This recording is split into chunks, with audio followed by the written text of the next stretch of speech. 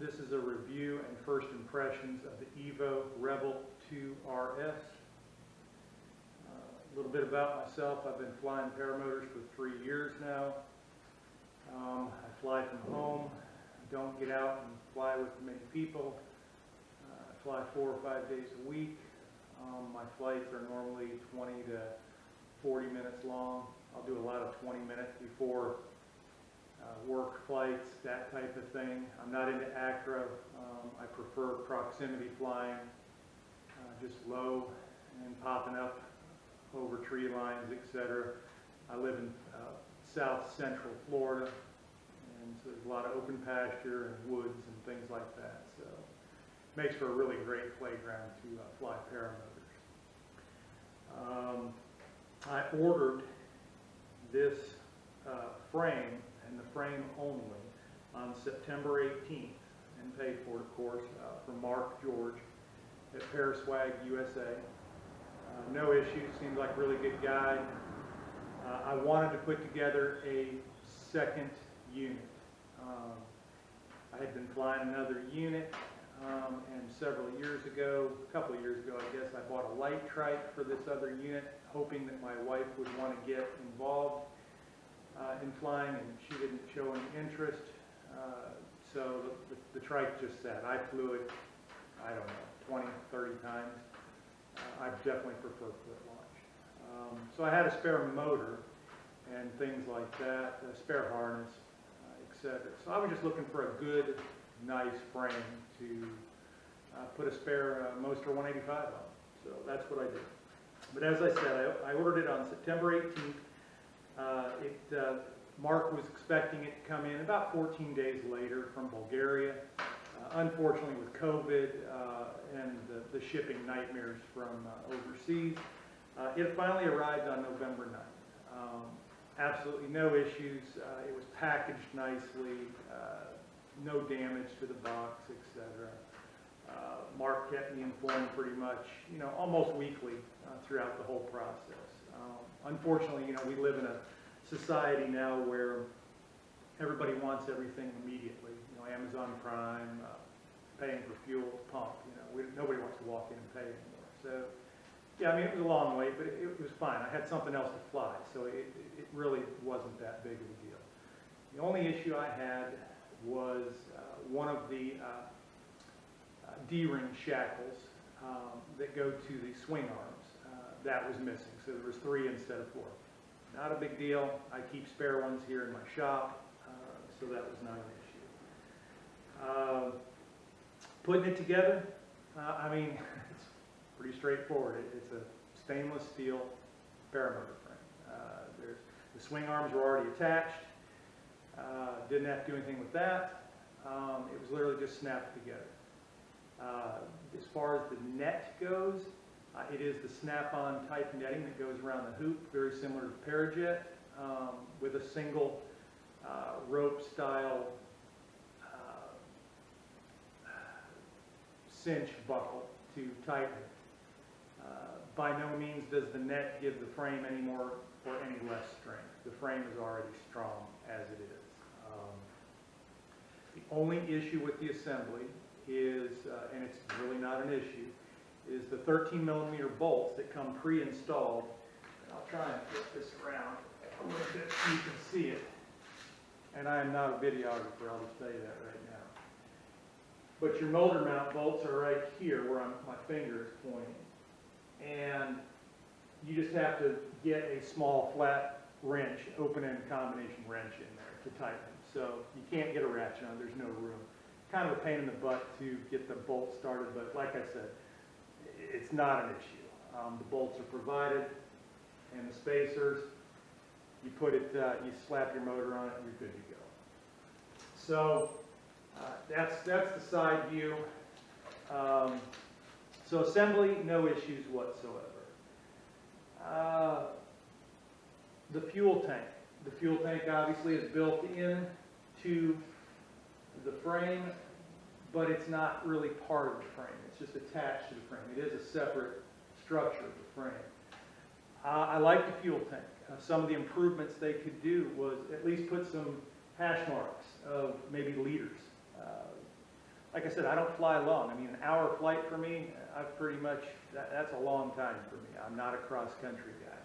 So I ended up making a mark halfway up and just tried to calculate it. I mean, you could take and calculate with, you know, fuel and pouring 1 liter at a time and making marks, but like I said, not a big deal. I filled it halfway up and went flying for 30 minutes, did a, you know, and saw how far it went down.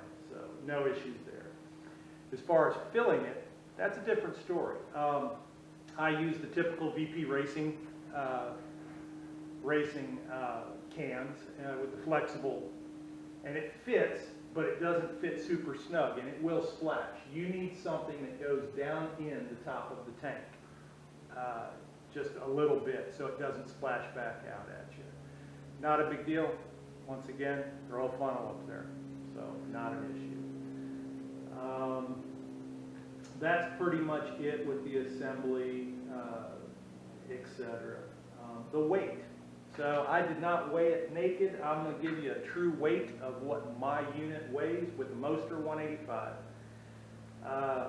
I weighed it completely in flying configuration without fuel. So it had my reserve, my front mount reserve. I've got 2 gauges. It's got a helix prop. I keep a spare stuff sack underneath my harness for engine outs, which I have used once. I keep a small tool bag in the side, which I have used. And I used stainless steel carabines. It came to 67 pounds, dry weight. Oh, and of course the Hunter stroke light. I don't really care what it weighs. Everybody gets really focused on numbers. I trained on a Nitro 200. Of course, sure, it was light, but man, the vibrations were rough on it. I'm 202 pounds, 6'2" and 51 years old. My back's not in the greatest shape. That 67 pounds didn't scare me at all. The reason why is when you put it on your back, the way it forms to your back, you don't feel that weight at all. The motor sits very close to the fuel tank. There's nothing hanging behind you wanting you to feel like you're going to fall over backwards. I filled it halfway up with fuel. I couldn't even tell I had fuel in it. Now that's just me. Your mileage may vary. Absolutely 0 issues whatsoever. Let's talk about in-flight characteristics. The weather here, I've got half a dozen flights on the past 3 days. Of course, we had a little hurricane kind of blow off the coast, so our winds have been terrible. But Friday, we finally got some flyable, and I'll use that word loosely, but it was flyable weather to take it up for its first flights. Flying, I like the feeling of it. I'm using the APCO figure 8 connectors here that go to the D-shackle, and of course your safety strap going to your harness. That gives you a lot of movement, and it's very similar to free flight. However, I've never flown free flight before, but I would assume, compared to my other unit that has a strap that goes all the way around the round tube to where there's not as much play, I really like the extra feedback and feeling from the wing. I really enjoy it. A lot of your newer harnesses now are coming with that figure 8 built into this strap. So that's, you know, I had to purchase these. They're 20 bucks from APCO, not a big deal. And you still have the safety, etc. The harness I'm using is a Blackhawk harness. I don't think it's any different than a Dudek. Dudek may make them, or it's wicked comfortable. It's got long shoulder straps. It's got a big seat board. I have no issues with it whatsoever. It feels good. It's got side compression straps. You've got really good weight shift with this unit because of the flexibility. However, and this is not a deal breaker once again, or any issues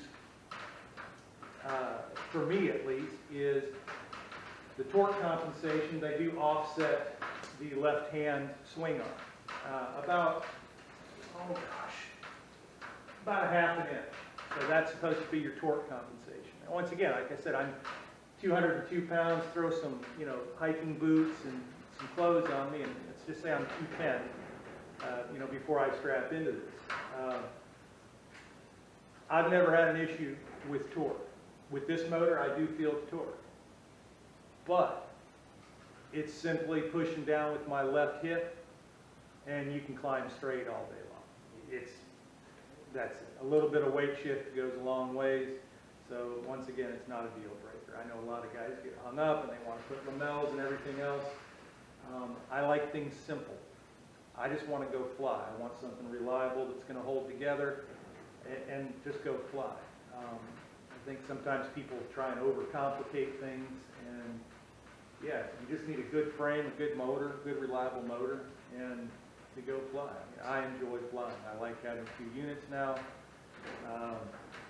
so my downtime should be very minimal. If I could fly 7 days a week, I would, but 4 or 5 days, I'm very fortunate. Transportation, I have a rack on the back of my 4-wheeler. I can try and show you that. It's a 3-point, simply just locks down, and I'll try and include a picture or something. Like I said, I'm not a videographer, but it transfers fine. And I either fly directly from the pasture right next to my shop, or I end up going over to, I've got a runway that I have available to here on my property also. So that's not it. Go through the below. Let's see. As far as butt landing, I don't plan on butt landing it. I don't know how the butt landing would fare. You know, you throw a 220-pound guy on it, and you do have a front knob here that I can just see that kind of digging in a little bit. You're going to probably bend some stainless. It is supported and gusseted back to the side here, but I think something's going to give one way or the other here. You know, I'm sure you know stainless you can fix. I mean, I can TIG weld, so I could fix titanium or what have you. I think it's going to be pretty tough, and I don't think you're going to have an issue. But overall, yeah, really pleased. I don't think it's like some sort of game changer, or it's a basic paramotor. But I do enjoy having the weight a little bit higher up because it doesn't feel heavy on your back at all. That's pretty much it. As far as reliability, I mean, it's a frame, so nothing's came loose in the half a dozen flights. Everything seems to be just fine. Haven't had to tighten swing arms, haven't had to tighten any engine mount bolts. Vibration, my motor's tuned fairly well. They all vibrate, but I didn't notice anything better or worse with this particular frame. And that's pretty much it. I paid the typical, I think it's $1,959, $180 plus in shipping, I think, $185 in shipping. I think for someone, you know, really wanting to get into the sport, this would be a great unit. I don't see an issue with someone ordering a package because you're going to save a significant amount of money. But I'll keep everyone posted as to how it holds up. That's my first impressions and my review.